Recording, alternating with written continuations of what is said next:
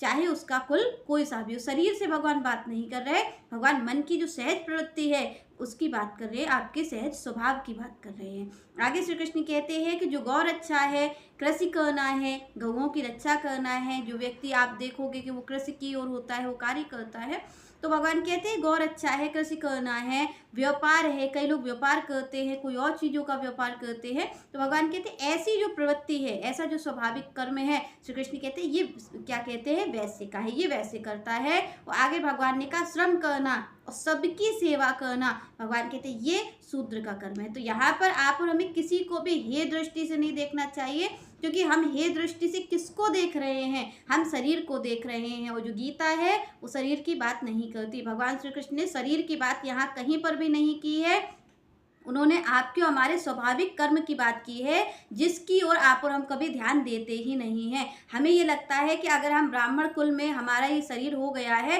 तो अब तो हम ज्ञान का ही कर्म करेंगे, और जब हम ज्ञान की ओर करते हैं तो हम क्या करते हैं कि हम ब्राह्मण होकर के भी हम वैश्य का ही कर्म कर रहे होते हैं। क्योंकि आप देखिए कि आजकल जो ब्राह्मण हैं, जिन्होंने ज्ञान प्राप्त किस लिए किया है, क्या इसलिए किया है कि उनकी स्वाभाविक प्रवृत्ति है, क्या इसलिए किया है कि स्वाभाविक कर्म को वो जान रहे हैं, ऐसा नहीं है। उन्होंने ये ज्ञान प्राप्त किया है जिससे कि उसको सुना करके उससे धन की प्राप्ति हो सके।